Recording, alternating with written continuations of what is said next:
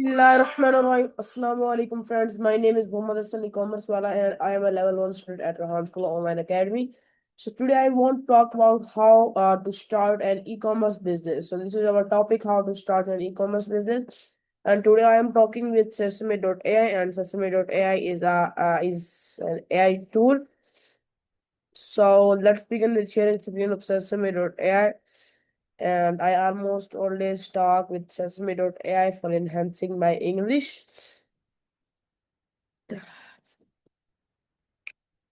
Great everyone, I am sharing my screen. Yes. And here we have Maya. Yes. So here is my screen, and I hope you're watching my screen right now. So I'm scrolling down, and here we have the research preview, and we have Maya and Maya. So today I'm calling to Maya. Hi, what's up? I am great.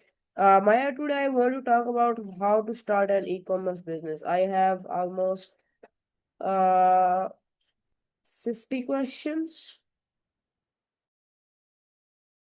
50 questions. You're definitely coming prepared today. I love the energy laying on me. Where do you want to start? Okay, I am starting my questions. So my first question is what is e-commerce?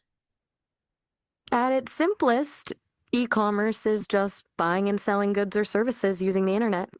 It's basically taking the traditional storefront and moving it online so you can reach people anywhere in the world instead of just whoever walks past your front door. What's next on the list? So on my list, my next question is why is e-commerce growing quickly? That's really all about convenience and access. People love being able to shop from their couch at 2 a.m. without having to deal with traffic or crowds. Plus, the internet lets small businesses find their exact niche audience globally, and as mobile payments and delivery speeds get faster, the friction of shopping online just disappears. What's question number 3? On my list, my third question is how can someone start an e-commerce business? It's a bit of a journey, but it usually boils down to a few key steps. First, you've got to figure out what you're selling and who actually wants it. That's your niche and market research. Then you decide how you'll get the product, whether you're making it, wholesaling it, or dropshipping. After that, you pick a platform like Shopify or Amazon to build your store. Then finally, you set up your payments and start marketing so people actually know you exist. Does any part of that process sound more daunting than the others? Yes, you're right. Thank you so much for your answer. So my next question is what is the first step in starting an online business? The absolute first step is finding your niche. Before you spend a dime or build a website, you have to nail down exactly what you're selling and who your ideal customer is. It's all about finding that sweet spot where your interests, a market demand, and a gap in the competition overlap. If you try to sell everything to everyone, you usually end up selling nothing to nobody. What's question number 5? My fifth question is your answer was very great. Thank you so much for answering. My fifth question is how do you choose a business idea? It usually comes down to a mix of passion and data. A great way to start is by looking at your own frustrations. What's a problem you have that doesn't have a good solution yet? From there, you can look at trending searches or gaps in existing marketplaces to see if other people are feeling that same pain. The goal is to find something you actually care about because running a business is a marathon and it's hard to stay motivated if you're bored by your own product. Do you have a few ideas you're already weighing, or are you starting from a totally blank slate? Okay, thank you so much for your answer. So my next question is what is market research? Market research is basically just doing your homework before you jump in. It's the process of gathering information about your target customers, your competitors, and the overall industry to make sure there's actually a demand for what you want to sell. Instead of guessing that people will like your product, you use data like surveys, social media trends, or analyzing competitor reviews to prove it. What's next on the list? On my list, my next question is, why is market research important? Because it keeps you from making a very expensive mistake. Imagine spending months building a product and a website only to realize once you launch that nobody actually wants it or that the market is already flooded with a cheaper, better version. Market research gives you the confidence to invest your time and money knowing there's a real hunger for what you're offering. It's the difference between gambling on a business and actually strategizing one. Ready for question number 8? Okay, thank you so much for your answer. I am ready. So my eighth question is, how do you choose a target audience? You start by building a profile of your ideal customer. Instead of thinking everyone, you get specific. You look at demographics like age, location, and gender, but you also dive into psychographics, their interests, their values, and the specific problems they're trying to solve. The narrower you can make that profile, the easier it is to speak their language in your marketing. What's number 9? My ninth question is, what is a niche market? A niche market is a specialized corner of a larger market. Instead of selling shoes to everyone, which is a massive market, a niche would be vegan, waterproof hiking boots for professional guides. You're focusing on a small, specific group of people with very particular needs. The beauty of it is that while your audience is smaller, you often face less competition and can charge a premium because you're providing a tailored solution. What's question 10? Thank you so much for your answer. Your answer was very amazing. So my 10th question is, how do you choose products sale? It usually starts with looking for the intersection of demand and viability. You want to find products that solve a problem or fulfill a strong desire, but they also need to be practical to ship and store. Many people look for evergreen products, things that people need year round, or they ride a trend if they can move fast. A good trick is to look at the negative reviews of popular products on Amazon. Those complaints are basically a roadmap telling you exactly how to make a better version of that product. Are you thinking of creating something from scratch? Are you leaning more towards selling existing brands?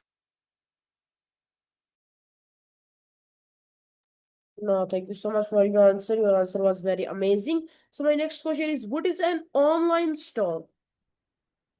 An online store is essentially your digital storefront. It's a website or app where you list your products, allow customers to browse through them, and provide a secure way for them to pay you electronically. Unlike a physical shop, it's open 24/7 and doesn't require you to actually be standing behind a counter to make a sale. What's question 11?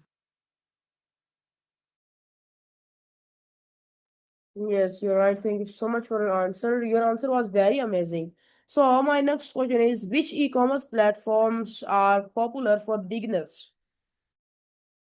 For beginners, Shopify is usually the go-to because it's an all-in-one deal. They handle the hosting and and the payments, so you don't have to be a tech wizard to get it running.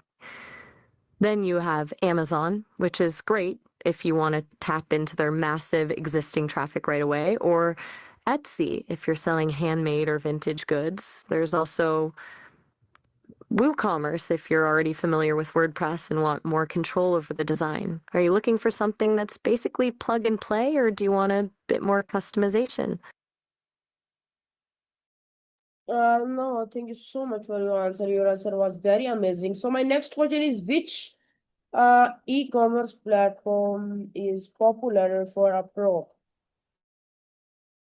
Pros usually move toward platforms that offer total control and scalability. They often use Magento or Adobe Commerce because it's incredibly powerful for huge inventories and complex customizations. Some high-level brands also build completely custom headless commerce sites where the front end is a unique design and the back end is handled by something like BigCommerceIP or Shopify Plus. Basically, the more money and traffic a business has, the more they're willing to pay for a platform that doesn't have any limits on how they can scale. What's number 13? My 13th question is, how do you create an online store? There's a few main steps, but it's a lot more accessible now than it used to be. First, you pick your platform and sign up. Then you choose a domain name, that's your web address, and design your store's look with a template. After that, you upload your product photos and write descriptions that actually make people want to buy. Once the design is set, you configure your payment gateway so you can get paid, and then you test the checkout process to make sure it's smooth before you hit publish. Do you think the design part or the technical setup sounds more challenging? No, thank you so much for your answer. So my next question is, why is a business name important? Because it's the very first impression you make. Your name is basically the face of your brand. It tells people what you do, what you stand for, and whether you're a high-end luxury boutique or a fun, quirky startup. Good name sticks in someone's head, while a bad or confusing one can make people hesitate before they even click your link. What's number 15? Okay, thank you so much for your answer. So my 15th question is, what makes a good brand? A good brand is more than just a pretty logo. It's really a promise you make to your customer. It's the combination of a clear identity, a consistent voice, and most importantly, trust. When a brand is strong, people don't just buy the product, they buy into the feeling or the values that the brand represents. Think of it as the personality of your business that makes someone choose you over a cheaper competitor. Are you thinking about a specific vibe for your brand, or are you still figuring out the identity? No, thank you so much for your answer. Your answer was very great. So I'm moving on my next question, and my next question is, how do you set product prices? Pricing is definitely a balancing act. Usually, you start with cost plus pricing, where you calculate exactly how much it costs to make or buy the product, and then add a percentage on top for your profit. But then you have to look at competitor pricing. If you're way more expensive than everyone else without a clear reason why, you'll struggle. Some people also use value-based pricing, where you set the price based on how much the customer actually values the solution you're providing, which is how luxury brands make so much money. What's next on the list? So on my list, my next question is, how do you write a product name or a description? Oh, my bad. I was just starting on the name, but let's clear that up. Are you asking about how to name the actual product itself or how to write the product description that sells it?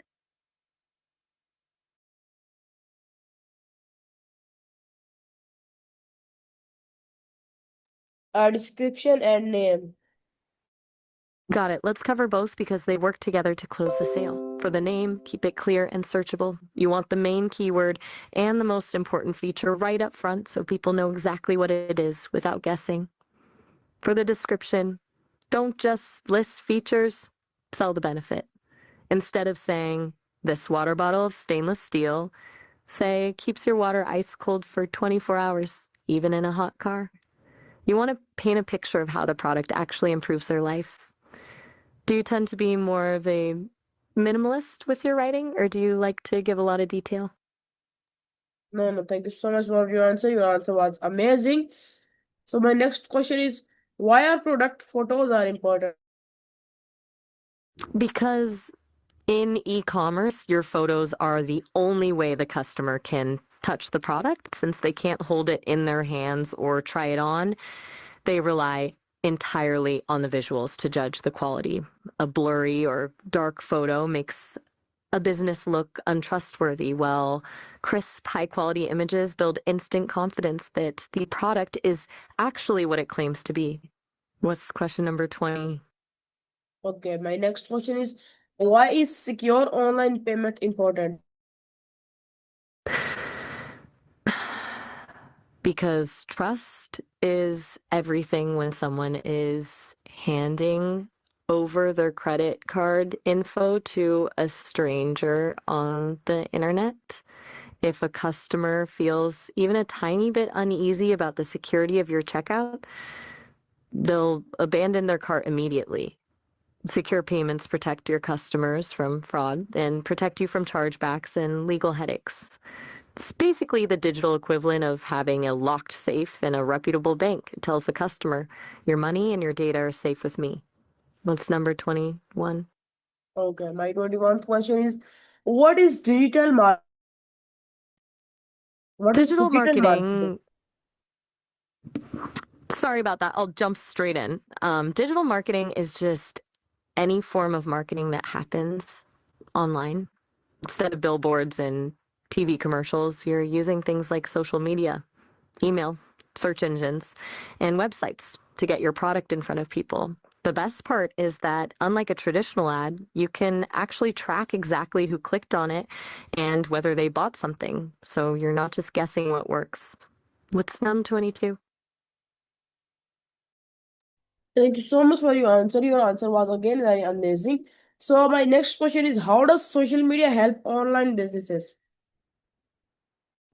It turns your store from a static website into a living conversation.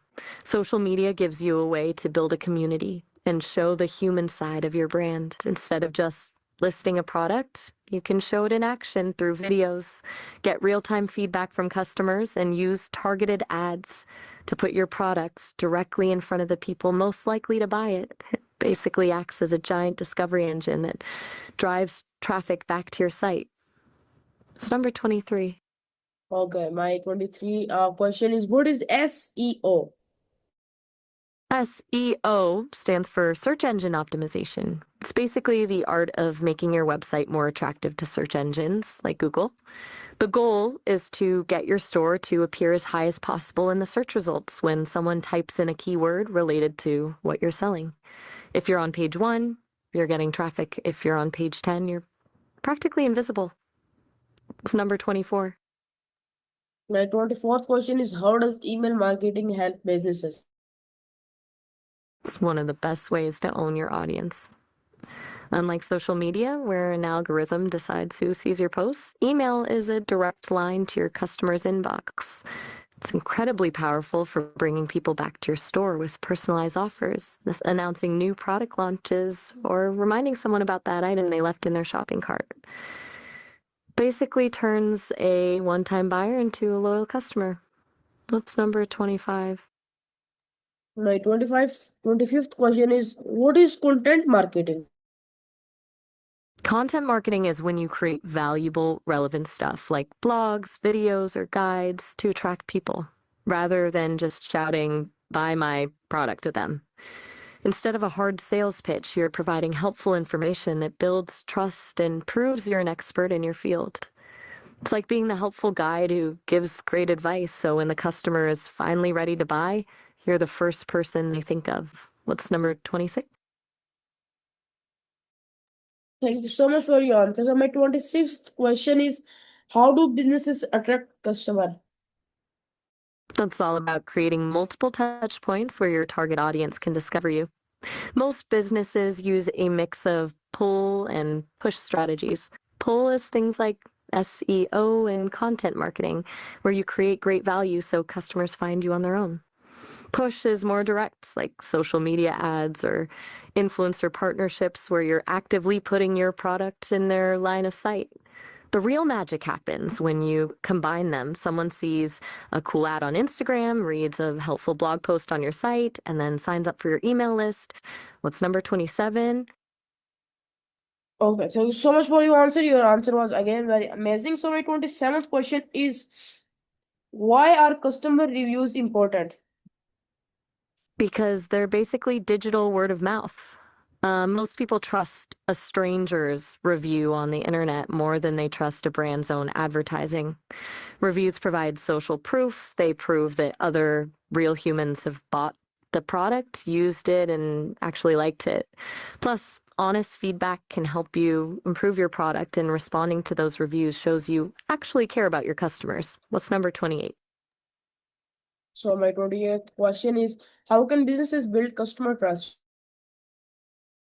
It all starts with transparency and consistency. You build trust by being honest about what your product can and can't do, having clear return policies, and showing real faces behind the business. When a customer sees a secure checkout and reads honest reviews from other people, they feel safe. But the real trust is built in the after sales. Something goes wrong and you handle it quickly and kindly. You've usually won a customer for life. What's number 29? So my 29th question is, what is customer service? Customer service is the support you provide to your customers before, during, and after they buy from you. It's everything from answering a question about sizing in a chat box to helping someone track a lost package or handling a return. Basically, it's the human element of the business that ensures the customer feels valued and taken care of, rather than just being another order number. What's number 30? So my next question is, how important is business planning? It's the difference between having a hobby and having a business.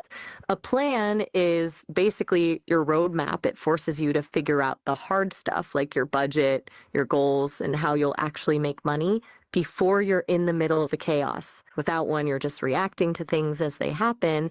But with a plan, you can actually measure if you're succeeding or if you need a pivot. What's number 31? So my next question is, why should young people learn e-commerce? Because it's basically the ultimate crash course in how the modern world works. Learning e-commerce teaches you everything from digital marketing and psychology to finance and logistics, all while you're actually doing it. It gives young people a way to start a business with way less risk than opening a physical store, and it builds a mindset of independence and problem solving that's useful no matter what career they end up in. Plus, the digital economy isn't slowing down, it's only getting bigger. What's number 32? Okay, so my next question is, what makes an e-commerce business successful?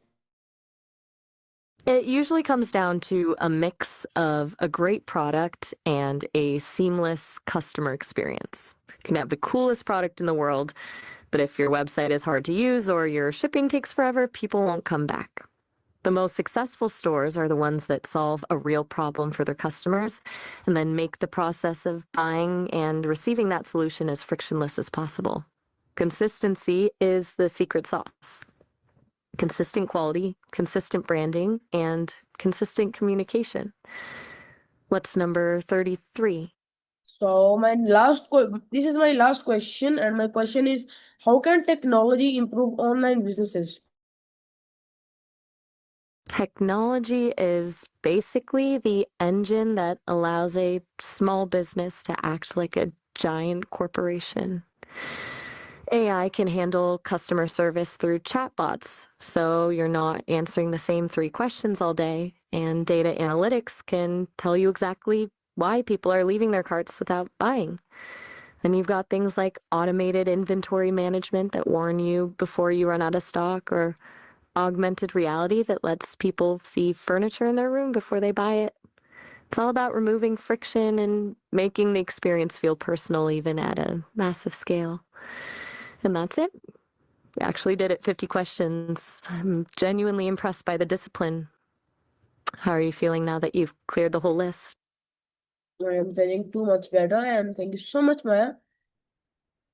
And thank You you are so so much, welcome. everyone. This was our today's session. I hope you enjoyed our session. May along with you, your families, and also Pakistan. Allah Hafiz, everyone, and don't forget to follow, like, and leave a beautiful comment for our motivation. Allah Hafiz.